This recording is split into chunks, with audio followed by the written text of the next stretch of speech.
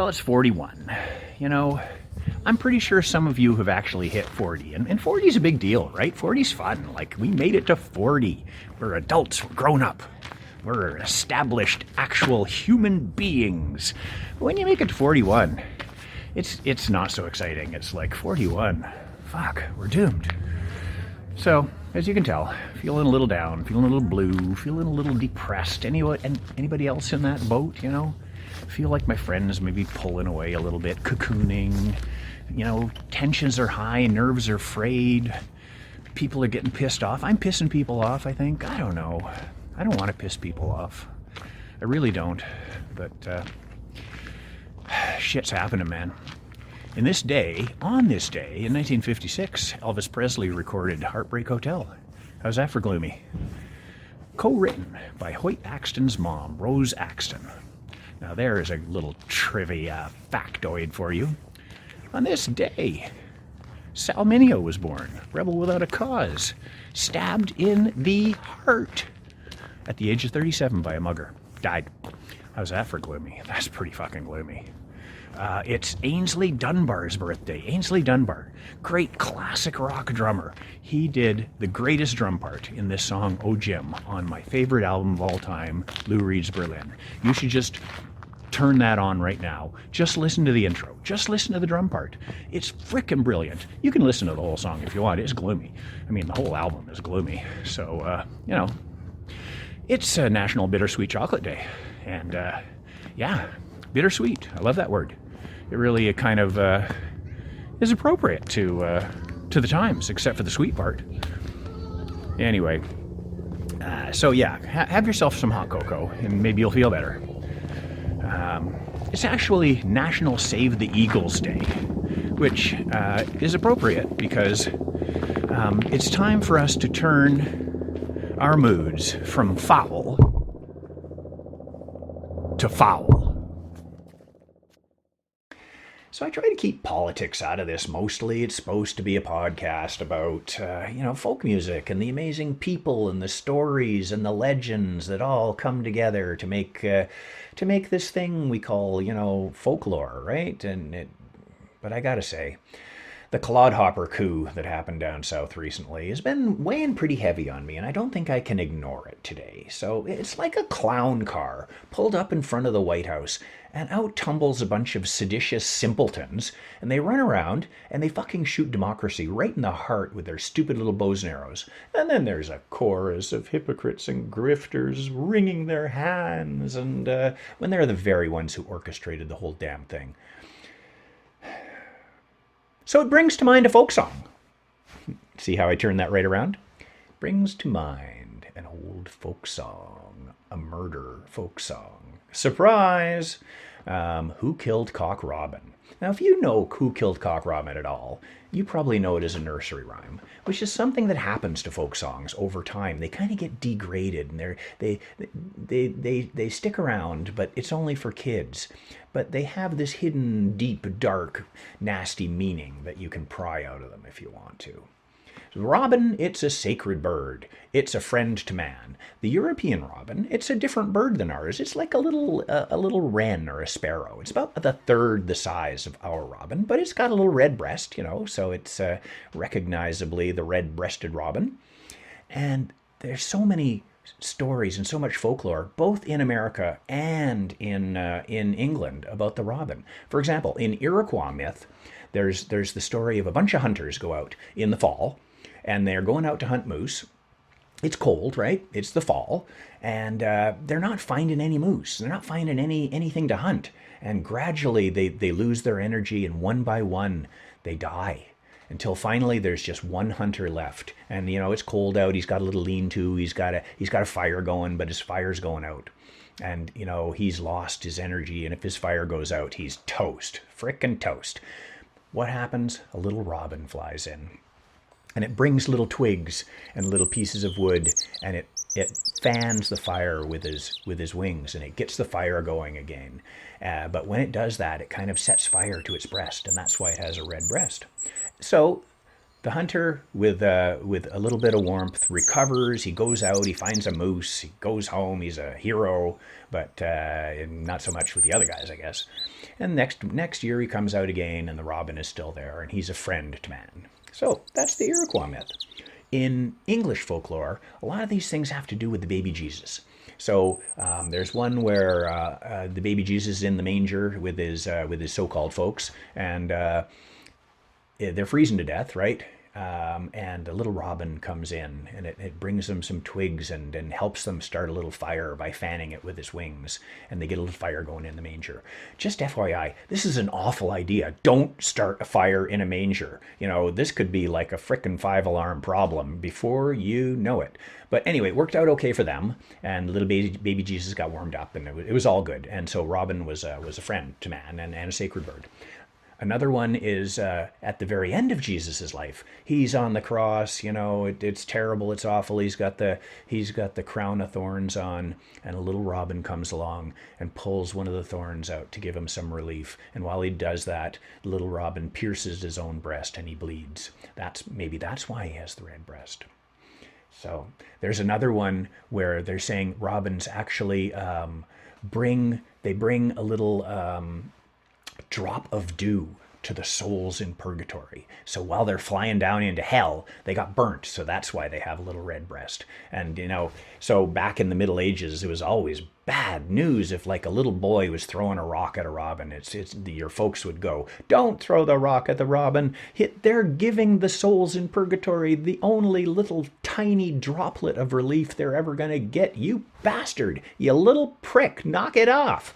And so yeah, a lot of little guys got their breeches warmed, I imagine, for throwing rocks at robins. So basically, the bottom line is bad luck to do anything bad to a robin. Don't do it. In Irish myth, if you hurt a robin, your hand that you hurt it with would develop a tremor and would shake for the rest of your life. What do you think of that? That would be bad news, right? So in ancient times, the robin was really not called the robin. It was just called the redbreast or the ruddock, which just means red. But then later on, the Victorians are queer folk, I'm talking about the people who lived in England in the 1800s. They decided that birds had to have names. So they called it robin redbreast. Well, robin is just like short for Robert, okay? So redbreast now has a name. It's like Joe Redbreast, right? And they did this to all the other birds too, or a lot of them. Jenny Wren, like the wren was Jenny. And the robin and the wren were always kind of seen as like boyfriend and girlfriend. I don't know. They're different species. They didn't actually mess around. But, the Victorians, like I said, they're queer folk. So, yeah, Jenny Wren. Like the Jenny Wren didn't really stick. But the robin redbreast, it stuck so much that we lost the redbreast. And we just kept the robin. So another one is jackdaw. So, that brings to mind a slight detour.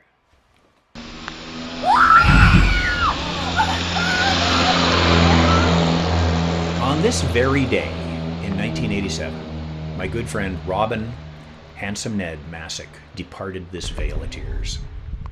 So Robin had the somewhat dubious distinction of being named by his brother. So when Mom and Dad had Robin, they went to Brother Jim and they said, "Well, what should we name him?" And Jim, being a normal, healthy 5 or 6 year old, said, "Well, it's obvious, right? You have to name him Batman because Batman is like the coolest guy on Earth. So, I mean, it's a no-brainer, right?" So Mom and Dad, they kind of put the brakes on this, wisely, I'd have to say. And they said, nah, we can't really name him Batman. The kids will make fun of him in school and stuff. But you know what we could do? We could name him Robin. And, I guess they had a little confab, and basically everybody was in, and everybody was happy. So young Robin grows up to be a strapping young lad. He has all sorts of adventures. He goes to Texas. He meets all sorts of people. He soaks up all sorts of culture and music. And he comes back to Toronto, and he's got a big hat. He's got a big voice. He's got a big heart. And he made a fucking big difference in our lives. So there's kind of two competing theories about history. One is kind of the Marxist dialectical materialism that says things are just going to happen. It doesn't matter what people do. It's, the social conditions and the economic conditions, and they will force what happens, go forward. And just the right person will step into the shoes, but it doesn't matter who it is. If that guy doesn't do it, somebody else will do it because they have to, because of the conditions. The other theory is the great man theory. So guys like Julius Caesar or Napoleon Bonaparte or, Winston Churchill, they actually were able to wrench history in different directions through the sheer force of willpower. So, I guess in truth, both are right. But I'd have to say, our lives would have been pretty different without Ned. Because Ned single-handedly forced us to listen to Lefty Frizzell and Billy Joe Shaver. And we were never quite the same after that. And he just was a fireball of energy. And he was just always working, always inventing, always, collaborating with people, people in every kind of music you can think of. And he was just a constant source of creativity. And it was a real pleasure to have had that time with him. So there you go, cowboy. We miss you. So the last time I saw Ned, he was holding court at the Cameron Public House, as we did. We were all sitting along that long bench on the west wall. And, we would be deliberating, we'd be debating, we'd be making weighty decisions on important matters. We were like the hillbilly Algonquin Club. So the topic that came up was this the 70s kind of prog rocky band called Audience. Now, there was me, there was Ned, and there was our buddy Gord Cumming, who I didn't really know that much back then, but I knew of him. He was in a million bands, and he was always doing something creative and fascinating. So I was pretty happy to get to meet Gord that day. And to my surprise, we all agreed that the Audience song Jackdaw was a fucking great song, and the whole Audience first album was a fantastic album. So that is the last thing I heard from Ned, and I think it was correct. So good work. Back to the show. So there's a lot of pretty awful recordings of Who Killed Cock Robin. I say awful because, they're made for kids, and don't care, right? Don't really give a shit. But if you've got kids and you want to scare the pants off the little buggers with a scary murder folk song, it's just a thing. So maybe it's good for you, but I don't care. But there are some pretty cool versions out there. Greg Brown did a very cool version, and I know some of you guys love Greg Brown. But the one that really stopped me in my tracks and spun me around was Peggy Seeger's version. She recorded it in the late 50s, and she's just singing in her squeaky little voice, and she's playing banjo. And she takes that song and she rips it out of that kiddie nursery rhyme world and brings it back into scary murder ballad folk song world. And it's heavy, it's gloomy, it's freaking amazing. So she nails this song, and she brings it back to where it belongs. And it's cool. You should definitely take a listen. So we know a couple things about Peggy. From our other episodes, Peggy was a little girl who, got lost in the department store, and she was found by Elizabeth Cotten, and Elizabeth Cotten turned out to be, one of the greatest, most influential folk musicians in America, and Elizabeth Cotten ended up living and raising Peggy, living with the Seegers and raising Peggy and her brother Mike. And obviously influencing their worldviews and the music that they heard, right? So that's cool, but it's not really anything Peggy did. She just got lost, right? So the other thing that we know about Peggy is that the English folk legend Ewan MacColl fell madly in love with her, and he dumped his wife just so he could be with Peggy. So let's give Peggy the limelight just for a couple minutes here. So she was a true Seeger. There's three Seegers, right? Pete Seeger, from the Weavers and the Almanac Singers and all that. He was the oldest, and then Mr. Seeger remarried and had two more kids. He had Mike and Peggy. So Mike is the guy who I went to see my only damn guitar workshop that I've ever been in my whole life, and I accidentally learned the Vestipol song by Elizabeth Cotten, and I didn't even really realize it until decades later when I was doing this thing for you guys. So that was pretty frickin' cool. And then there's Peggy. Now Peggy was a true Seeger. She was a rabble-rouser, a tomboy, a nonconformist, and a great folk musician. Back in the 50s, she decided it'd be a great idea to go to communist China. And just to rub it in a little more, she's going to stop in Moscow on the way back because, they're, all those Seegers are, they're social activists, they're lefties. And the government of the United States, the US of A, is not happy about this at all. It's 1957. It's, McCarthy era, the witch hunt, right? So the U.S. government lets Peggy know that when you get back to the States, we're taking away your passport. You're not fucking going anywhere ever again. So Peggy, being the rabble-rouser that she is, decides, well, fuck you. I'm not going home then. So she stays in Europe and she tours around Europe and actually becomes, quite well known. She ends up in England.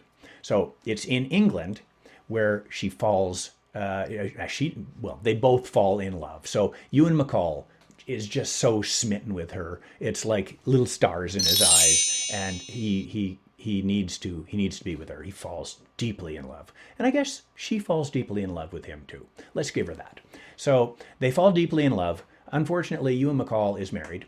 So what's happening is the date is coming up where Peggy is going to be deported. Her papers are expired. She's got to go. So there's this other guy, this Alex Campbell, who is another folk legend in the 1950s in England. And Alex Campbell was a guy who was he was one of the first ones to take English folk music and tour it around continental Europe. And so he was pretty well known over in France and Belgium and places like that. And he was really making a name for himself, and he's breaking the ground for other folk musicians to come over there. So he's huge, right? He's as big as Ewan MacColl. And he's a boozy Glaswegian fellow, charming, debonair, What they decide was Alex is going to marry Peggy Seeger, a marriage of convenience. So she goes over there, she meets up with Alex, they get married. She's 7 frickin' months pregnant with Ewan MacColl's kid. And apparently it was quite the hoot. The wedding was a hoot, and the whole thing was a sham. They didn't, it was a platonic relationship. And Alex Campbell just did this because he's a frickin' good, charming, boozy Glaswegian guy. And so Peggy got to stay. She didn't have to leave. And then just as soon as they were able, Ewan MacColl divorced his wife. Alex Campbell divorced Peggy, and Ewan MacColl and Peggy got together, and they stayed that way until Ewan died. So decades. So it was a love to last the years. So anyway, Ewan and Peggy put out dozens of records as together. They were like a powerhouse of folk energy.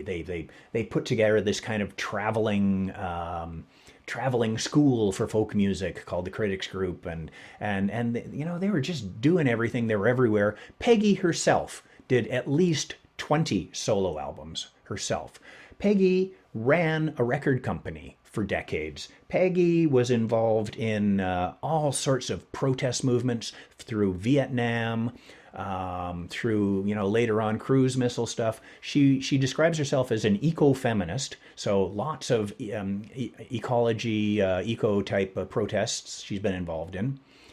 And definitely she's a strong feminist. She wrote this kind of feminist anthem called Gonna Be an Engineer, basically meaning, just because I'm a woman, I can do anything I want. And, that was in the 50s. So it was a bit revolutionary at the time. And God bless her. So Peggy Seeger, just doing stuff. And the beautiful thing is, she's still with us. Peggy Seeger is still alive, 85 years old. You know, hundreds of albums later, you know, feminist anthems. She identifies as bisexual, and she's been an important advocate for bisexual rights. And she's just showing up at protests with her banjo or her concertina or her guitar, and she's sticking it to the man. So right on, Peggy, you rock. So let's go back to Cock Robin and wrap this thing up, okay? So it's definitely an old song. We've got a version of it that was written down in the middle of the 1700s, and our ethnomusicologist friends have some theories. Theories, you say? What could they possibly be? Well, I'll tell you. One of them is that it's about King William II, who is way back in the Middle Ages, and he was killed by an arrow while he was hunting. And he was known as Rufus, which means the red. So you got your red, you got your killed by an arrow. Maybe, could be. There's also this theory that it could be about Robert Walpole, who was like the English Prime Minister in the 1740s, 1750s, really the first one. And the song was published like right around the time where he was kind of disgraced. So, could be. Who knows? Could be an old Celtic myth. So the Celtic god, I'm going to say this wrong, Lugh, L-U-G-H, he's the sun god, and he dies every day and gets reborn. And in the Welsh version of his name is Cwch Rhibyn. You know, kind of sounds like Cock Robin. Maybe. Who knows? It's all, kind of that whole ritual sacrifice of the king and all that stuff, that we love. So another odd thing about it that makes us think it's old is that there's a verse in it. It's not in Peggy's version, but in other versions, there's a verse where there's an owl, and they rhyme owl with shovel.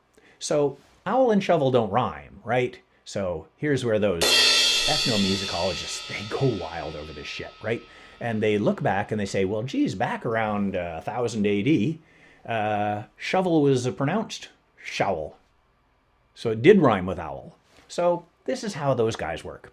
Anyway, and there's been a bunch of parodies of the song. Lord Byron wrote a version called Who Killed John Keats? Pete Seeger wrote a version called Who Killed Marilyn Monroe? So you can write your own version, right? Anyway, I took a listen to it, and I think it's pretty cool. And here's my version, okay? I made it up all by myself. I hope you like it. You guys keep well, keep out of trouble, and keep happy, okay? I know I started out a little gloomy, but I'm perked up now, all right? See ya.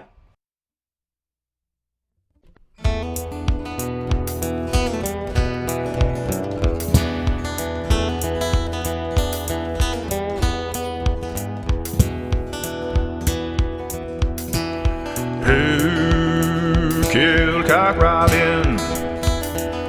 I said the sparrow with my little bow and arrow. I killed Cock Robin. And who saw him die? I said the fly with my little beady eye. I saw him die. And who caught his blood? I said the fish with my little silver dish. I caught his blood.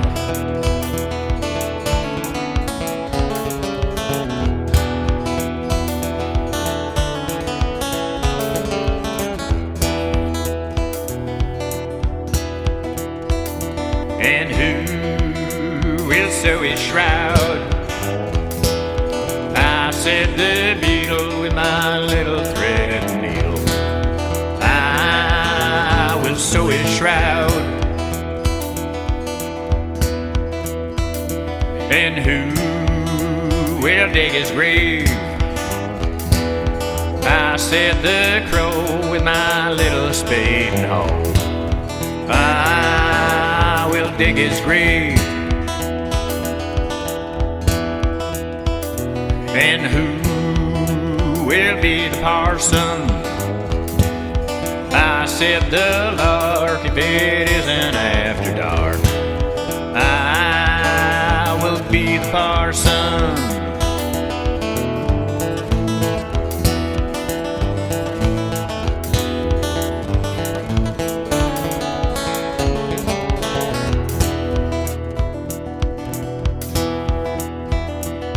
Who will carry the torch? I said the linnet, I will fetch it in a minute. I will carry the torch. And who will haul him there? I said the bull, because I can pull. I will haul him there. And who will lay him in? I said the crane, and I hope it doesn't rain. I will lay him in.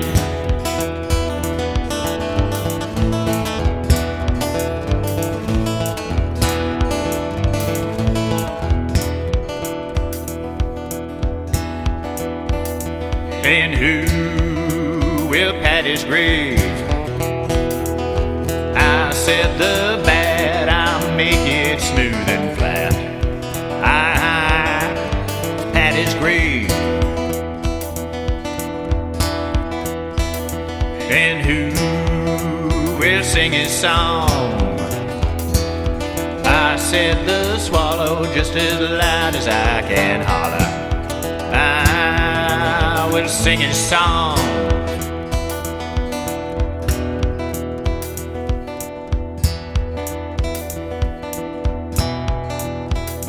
And who will weep and mourn?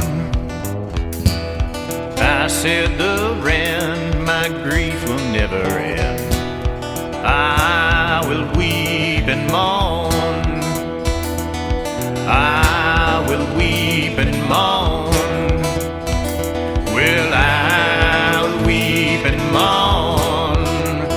Yes, I